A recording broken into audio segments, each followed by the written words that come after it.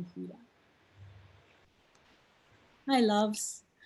I'm absolutely delighted to introduce a dear friend, sister, and someone I really admire, is Kate Reed. And Kate is the founder of the Sister Circles, which is a really beautiful live program. She's actually got a facilitators training thing happening in the Shire, Byron Bay Shire, this coming weekend. Mm-hmm. And she's woven this magic offering together with over 20 years experience with women's work, and it's backed up by her masters of counselling. So there's a real anchor to and foundation to the work that she offers into the world. And there's another beautiful piece to Kate's, another string to one of her bow. Is that right? The string to her bow, which is she is crafty in a very awesome witchy way. So we're going to talk a little about crafternoons at Kate's and this beautiful project that she has that is creating these magical womb belts. But before we dig into that, there's a few questions, Kate, that I'd love to ask you, which I invite every woman to share about before we get into the really juicy stuff. Is can you remember the first time you bled, your first moment of noticing that you had your moon, or in those days we would have been calling it our period? Yes, juicy question. And thanks for having me. It's awesome to connect with you from Byron to Bali. I know. And yeah, one of my favorite things to do, connect with sisters and chat about all things women and womb and magic. So if I think back to, I was a very late bloomer. I didn't actually get my period, I think, until I was about 16. So I'm sure I was one of the last 16-year-olds on the earth to get their period by the time it came. And I specifically remember that it was a weekend because everybody was home, and I started to have these sort of crampy sensations in my belly, and of course first time didn't really know what that was. And then when I had my first blood, I was like, oh, this is it. So I told my mum, and she got me a giant pad. And that was kind of the beginning of it. And I lay around just kind of feeling feeling like, oh, this is it. This is the beginning of womanhood, I guess. And then that was it. There was no more kind of instruction around it. There was certainly no ceremony around it. But I remember having a sense of kind of feeling, proud. There was a sense of like, oh, I'm a woman now. And that was very innate because it certainly wasn't in the culture. When I was at school, a lot of the girls that I hung around with called it getting your rags. I don't know if you remember that saying. Yeah. So, and I still have a friend who refers to it as, what did she say? She might even still refer to it as getting your rags. And that saying obviously is from the time when you used to use rags. This is, many, Good old days. many in the good old days. I was going to say many moons ago, where women used rags to collect the blood and then wash them out and hung them on the line and reuse them. So, but that term, thankfully, I haven't heard that term for quite a while. It's not really very honouring of the process. Yeah, in my opinion. I'm wondering, having your first bleed at 16, and I, hear that many of your friends were already bleeding at that time. Was it something that you shared about at school with your girlfriends? Yeah. Was it spoken about, other than being called being on your rags? Did you ever discuss how it was feeling in your body and what your relationship was to getting your period with the other girls? not in any positive way, more sort of in a sense of, oh, you know, I've got period pain and I've got to take a pond stand, you know, Yeah. that kind of thing. So, or if somebody came to school without, you know, got their period at school and needed to borrow it, not borrow, but, you know, have a tampon or a pad. Um, Tampons were very much the culture as we were growing up, that sort of carefree, put a tampon in and get on with your life kind of mentality. Um, so yeah, the main discussions were all on a more negative kind of tone. Yeah, yeah. And I'm wondering, how has that maybe affected or related to your connection with your bleed time throughout your life? Mm.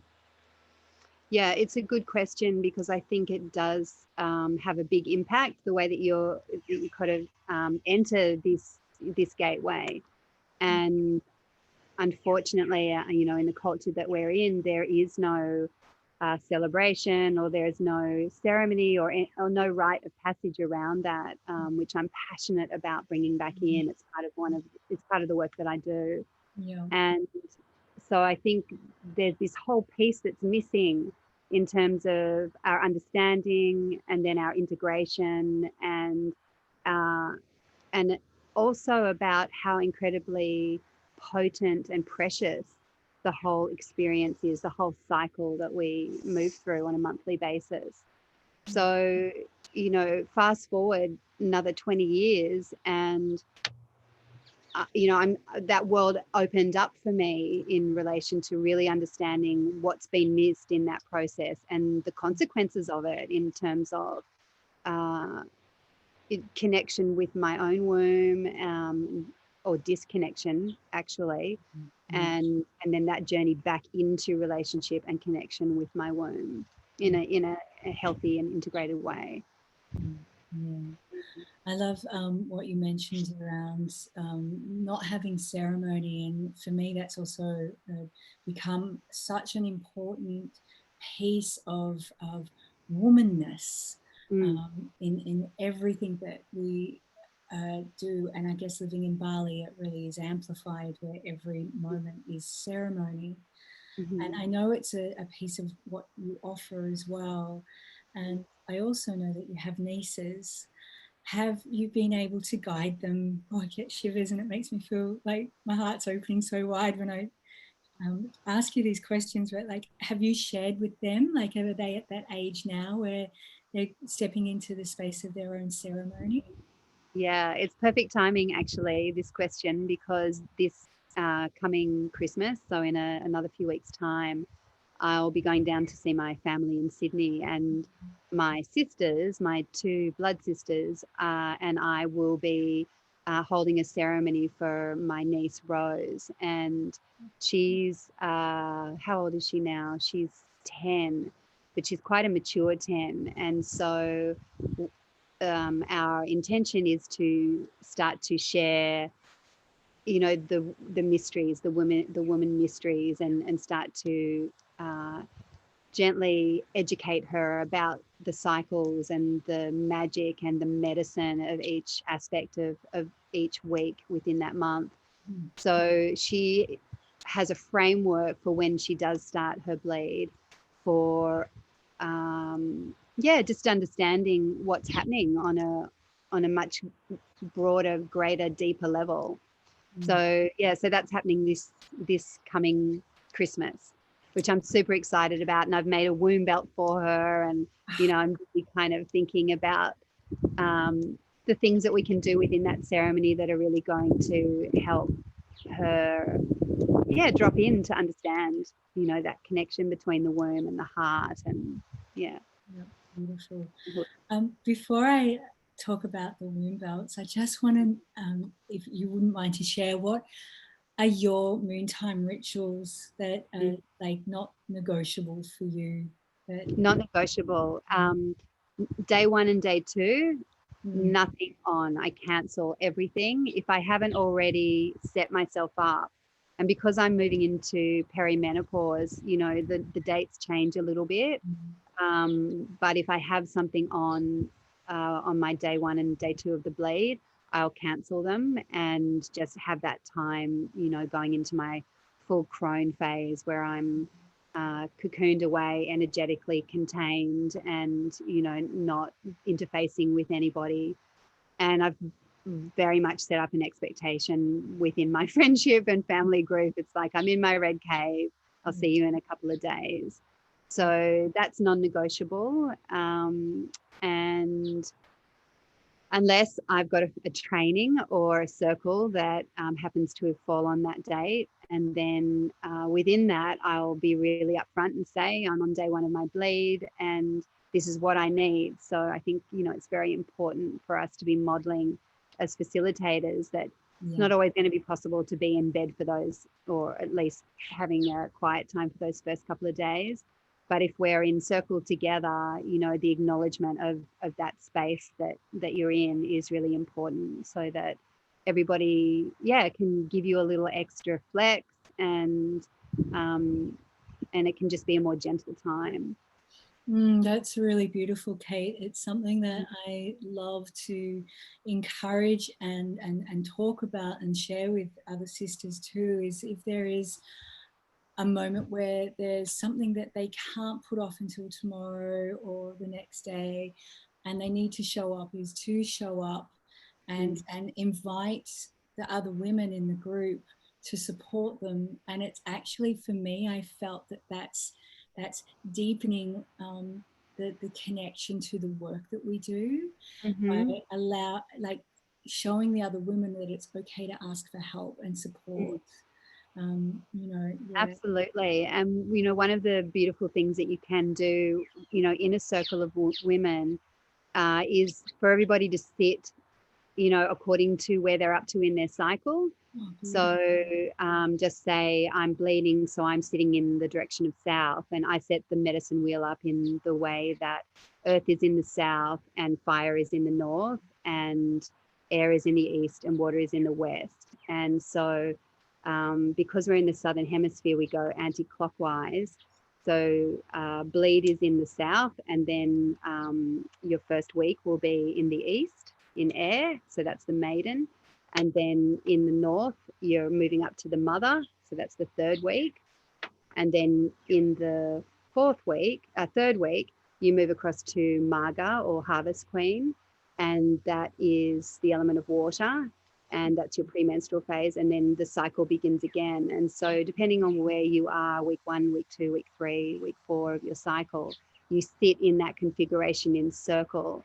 And it's such a beautiful reflection to see, the women who are internal, they might be on week 1 of their bleed, and then sitting opposite you are the women who are in full bloom. They are in ovulation, and so they're generally glowing and wearing bright clothes and full of power and full of energy. And then, on either side of that, you've got that, that slow transition from those polarities. Yeah. And it's just such a beautiful reflection of womanhood to see ourselves in all those phases, and to sit truthfully in what's showing up in those times, because as you know, from week to week, it's a completely different story in terms of energy and vitality and our emotional state. So so that's a really, I think, a really beautiful thing to do when you're sitting in circle with women. Mm. Kate, that's so beautiful. I really appreciate that gift in sharing that piece. Mm. And I've been working with and using your other crafty project, which is these incredibly beautiful to look at, hold, and you can really feel the magic in them, these altar cloths. Mm. And when at the moment I'm working online and setting up, to me, it's the most important piece is to set up a really, really good space, Yeah. and setting it up with the aid of this incredibly beautiful tool has Mm. lifted up, yeah, my circle holding game. I don't even know what, but it's really Yeah. added a beautiful, beautiful dimension to it. Like I'd always set up a mandala, but now that I'm working with the wheel and being Mm-hmm. not just a mandala or a portal. It's a medicine wheel. Yeah, and even bringing in to those spaces, Mhm. you know, the water. So I bring in some water and put it in the spot in the fire. And at the moment, I'm using a snake skin as the earth, and like Mhm. really, it's super potent. And Yeah, that's, beautiful. yeah, Yeah, really that was beautiful piece. big joy for me to create those altar cloths. And it came out of my own journey with wanting to really connect deeply with the elements within me. Mm, Um, and it's really a map for me to see where I'm up to in my cycle, see where I'm up to within the wheel of the year. mm, It's just, I guess, a tool of reflection, but and communication. With spirit. It's yeah, it's the foundation of my altar as well, and it's really helped me focus my spiritual practice as well. beautiful. And I mean, the way that you bring such a beautiful reverence to all of the wisdoms and the magic when you're crafting, and you can feel it in this cloth.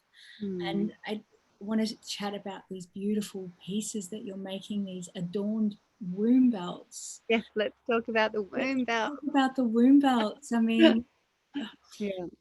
I feel like I have so many questions, but I'd love to give it to, the space to you to maybe share Mm. about how you visioned them, how Mm. they came into to process. And I know that they're a spiritual practice making them for you, They as are, are yes. all sacred tools that you do so beautifully. So I'll Mm. give it to you to Thank share you.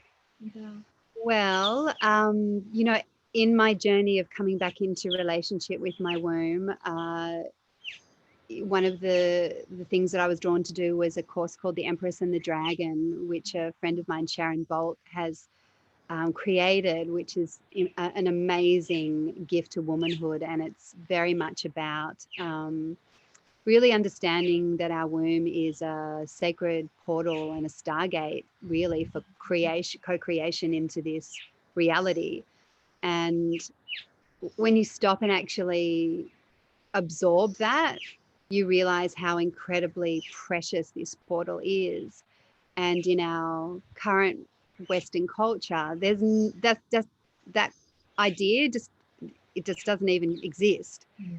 Uh, but in a lot of other cultures that have kept ties with their original ways, the old ways, there's a deep understanding of how sacred this portal is, and that the womb is this incredible cauldron of creation, and not just of the birth of human life, but anything that we want to birth into this world energetically really comes through the womb space. And so, in terms of caring for that space as best we can, it's all about cleansing and clearing and energetically keeping that space tidy. So if you imagine it as a temple, for example, you're wanting to sweep it out, which you might equate to, say, a yoni steam, for example. Or you might want to go stronger and work with an obsidian egg, which is part of the Empress and the Dragon protocol, where you're working with the spirit of obsidian um, as an ally to cleanse and clear old patterning of your womb space, past partners, any kind of trauma that's happened in the womb. So there's this there's this piece where we actually need to recognize how neglected and often how traumatized our wombs are, and then coming back into alignment with good care and the healing process that needs to happen. Mm, And that's been a big journey for me as well. Like many women, I have had a really rocky road with my period, very heavy periods. It runs in my family, so there's an ancestral element to it. So of course I've gone down the whole path of needing to understand, the lineage aspect of the so-called dysfunction of the things of my, let's say, my monthly cycle. And then I've been on a long journey with infertility with my partner. And so there's been a lot of reparation that's been needed with my womb space, and to come into a space of love and care, as opposed to a place of, oh, so painful, like I wish it would stop and I can't wait for menopause and all of that kind of stuff. So Yeah. feeling that between now and when I do finish bleeding, it's a continual prayer to come into loving alignment with the process, my monthly process, and my womb. Beautiful. So within all of that, as a space holder and a ceremonialist, I recognized that this portal needs protection, and especially when you're in group spaces with lots of different, energetic influences going on. And so a lot of cultures understand that this is a very, I want to say vulnerable. It's probably not quite the right word, but a space, ceremonial spaces and circles are a space where we do need to have extra attention brought to protection around that womb space. So I think definitely in the Balinese culture, they wear sashes around their womb. I'm sure that what's the name of the sashes that they use? Do you know? Well, it's part of the ceremonial wear, which is called the kabaya, which is the beautiful lace that they wear. But I Mm, actually don't know, other than the word sash. mm, If one of the women is like, "Do you have a sash or a belt?" And yeah. they wear these around their womb space every time, whether they're menstruating or not, before Mm, they go into ceremony. And in fact, hmm. when they are menstruating, they don't go into ceremony, and that is because they know, well, the beautiful reason that we know is the truth is that they know that they're so energetically open, and in Hmm. ceremony, when we're in our own ceremony and this Mm, energetically openness in these sacred spaces, there's a whole other lot of like seen and unseen energies going on that mm, can, enter this area. So this Dantian. So yeah, yeah. these women, yeah, they're pretty on it here in Bali, the women. And Yeah. I've seen it too in the Peruvian cultures and Mexican Hmm. cultures as well, where they Hmm. they wear the chumpi, or these belts. Hmm. And, Yeah, and they're beautifully woven as well. So in the culture, the weaving of the thread and the weaving of the prayers and the protection into the belt are very much part of it as well. And so that's what happens when I kind of gotten, because I love making things, and sacred tool making is one of my greatest loves. I'm like, right, I'm going to make myself a womb belt. And that was the beginning of this project. And it's taken on a bit of a life of its own. So I have my own womb belt, which I'm happy to share with you and yes, show you. please. And I've got a couple of other ones here to show Oh, you. And amazing. so they're worn, as you said, they're worn around the womb, the lower dantian, sort of across the navel and over that womb space. And so this is the one that I wear when I'm in ceremony. And you probably can't see very well, but it's got a whole lot of obsidian crystals hanging from it. Oh, Kate, that's so beautiful. And then on the other side of it is a little 3-pocket pouch. And in those pouches, I have little protection prayers and spells. You can put salt, a little bag of salt in there. And then I also work with, different crystals. So I've got some shungite that I've got in one of the pockets, and obsidian's a great thing to have in there, or hematite. Mhm. So I've got all of that protection sitting right up against my womb space. And then obviously with the belts, there's the consecration process that, each person will do when they get their own belt. So I make the belts and I bless them, and they're made, in ceremony. So I make them, very consciously, and they're very chatty. They tell me exactly how they want to be made and where each crystal wants to be. And that's just kind of an intuition that comes through while I'm making them. Mm. And then when I send them out to people, I'll send the instructions on how to consecrate them so they become their sacred tool. And then they can wear them when they're in ceremony, or when they're in a circle, or when they're facilitating, or even, they're great for practitioners, any kind of practitioner that's doing energy work or healing work with a client. And then, as you said, also when you're bleeding, pop that on, and it just is another way of honoring that process. So they all have, their own colors, and that's a red one, and that one's got some sparkles on it and a And free. fringe. Yeah. I've got a green one here. So that's got Oh, crystal all the way along it, and a dangly fringe. mm. And here's one of here's Isis. She showed up. Well, So yeah, she loves to show up, doesn't she?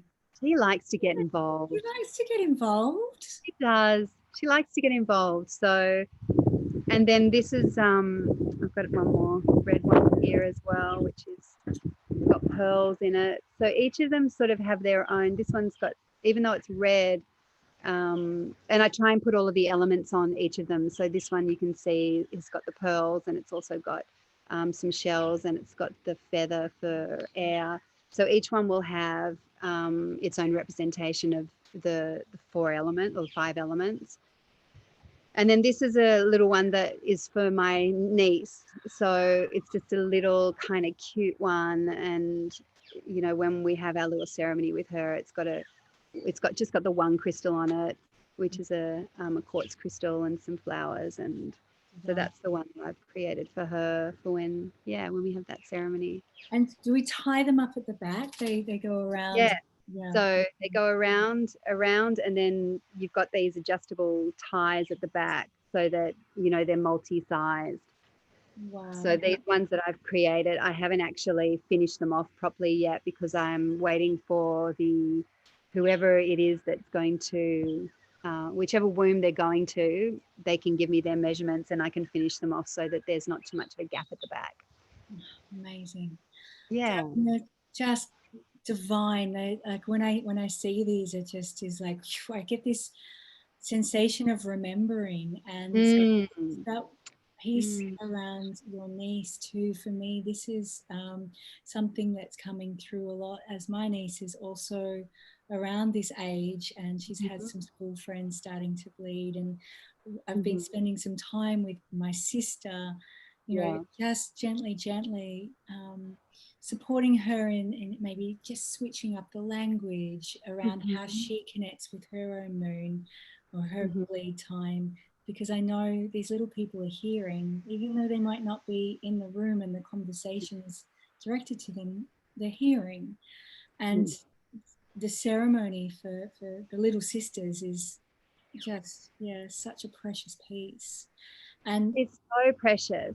yeah, Um, and it actually is imperative because for us as women to go through the natural gateways, as human beings, it's part of our soul's growth and our evolution in this lifetime. So if we're not guided through these gateways and these portals, then you can actually not properly grow up emotionally, and in many different ways as well. So this is the commitment to bringing this kind of ceremony back. And there are lots of women that are really keyed into this and doing this kind of work now, which is just so fantastic. So if we all continue to, bring our presence and awareness to the field and to this particular issue, not just for our little sisters, but also the young boys as well, rites of passage for them. It's so yeah, important.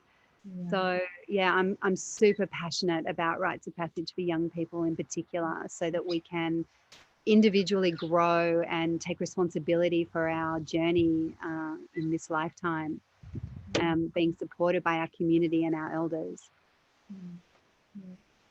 Thank you so much, Kate, for sharing and the weaving of the magic that I know that you do in so many layers and worlds. You can see behind you your beautiful garden, which I know is also a passionate weaving. It's just magic, magic. And this, of Yeah, we're course, has very been like something that I know that you've created and dreamed up in the womb space and being on the land. Mm, I guess it's supportive and yeah, the connection to nature. It mm. comes back to that and the seasons for me, and yeah, you can see it there too. It's beautiful. Yeah, we have been super blessed to be, invited to be the guardians of this land. And every single day I learn in this space, from just sitting and observing and being open to the teachings of the natural world. It's very humbling, Mm, um, how generous the natural world is as a teacher, and how lucky I am to live in this part of the world and to be able to live on such beautiful land. And the spirits here are very generous. mm, yeah, you can Mm. see it all around you. Yeah. What a blessing. Thank you so much, Kate. I know Mm. we both know that we could talk, but We could talk for days. Yes. days on all of these things. And Mm. I really invite anyone that wants to connect with Kate, if that's okay with you, to do so. Sure. Yeah. Would it be best to pop your Facebook details or Oh, look, probably my website. your I'm website? having a tricky relationship with social media at the moment. It's a bit like that, I understand, but it can be used for like the most beautiful things. But the Sure. websites also, I've snooped around in it and I've seen like some of your belts, and it's a Mm. great place if anybody feels to connect with you to do so and learn about more of what your offerings are. And yeah, in Yeah, one definitely. space, which is yeah, a beautiful website. Best place to go and have a snoop. And yeah, and then send me an email if you have any questions. And that's at thesistercircles.com. That's the website. So yeah, I'd love to hear from anybody, and very open to sharing where I'm at and what I know. I think it's Beautiful. kind of where we're at now.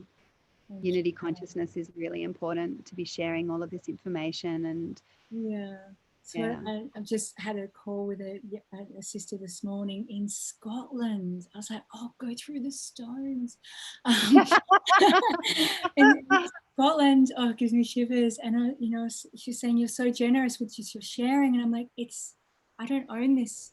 I Yeah. don't own this information. Yeah. Because like we're here as a conduit for it and to pass it forward. So Absolutely. we can all walk the path of sisterhood or the priestess way, if you like to use that term. And it's yeah, we all gain from this and we all flourish when we're living in this connected way. So thank you. Absolutely. Yeah. It's there to be shared. It's not to be kept Mm, secret, and it's not to be kept secret any longer. any It's to longer. be shared Yeah, and to be embraced. And yeah, yeah, I feel like we're really on a good path in relation to that, with the women that I'm meeting, and all the goodness that gets cross pollinated. yeah, It's beautiful. beautiful. Well, I'm going to stop the recording, so don't hang Yep. up. I won't hang up. Thank you for listening, everyone. Lovely to meet you all. Love you so much, so much. All right. Okay.